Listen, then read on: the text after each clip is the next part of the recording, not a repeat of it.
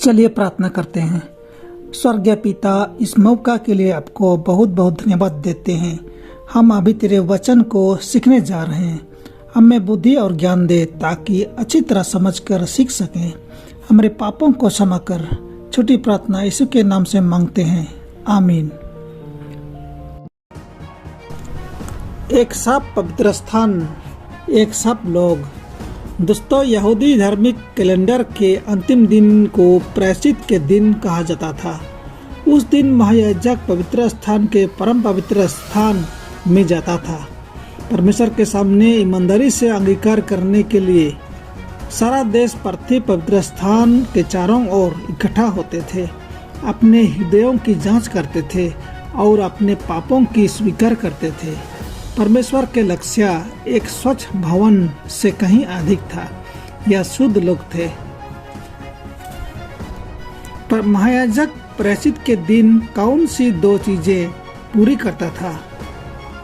व्यवस्था 16:30, क्योंकि उस दिन तुम्हें शुद्ध करने के लिए तुम्हारे निमित्त प्रायश्चित किया जाएगा और तुम अपने सब पापों से यहोवा के सम्मुख पवित्र ठहरोगे। महायाजक प्रायश्चित करता था उन्हें सब पापों से यहोवा के सम्मुख पवित्र ठहराने के लिए।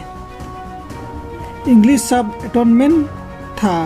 प्रायश्चित का अर्थ है एटोनमेंट, अर्थात मिलाप। पाप ने हमें परमेश्वर से अलग कर दिया है। यशायाह 59:1-2। उद्धार की योजना का उद्देश्य हमें परमेश्वर के साथ सामंजस्य में वापस लाना है। यीशु के क्रूस पर मृत्यु ने न्याय की मांगों को पूरी तरह से संतुष्ट किया। पाप का कर्ज पूरा चुका दिया गया।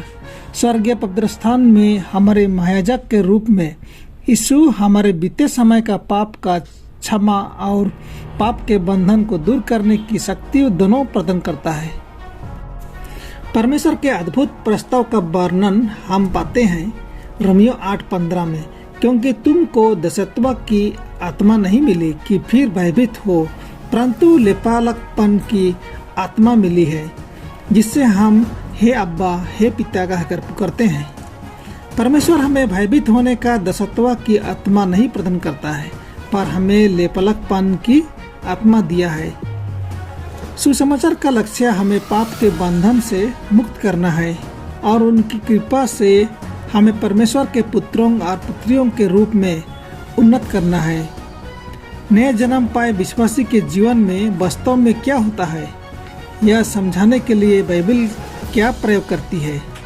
पढ़ें 1 यूहन्ना 5:4, क्योंकि जो कुछ परमेश्वर से उत्पन्न हुआ है वह संसार पर जय प्राप्त करता है, और वह विजय जिससे संसार पर जय प्राप्त होती है हमारा विश्वास है।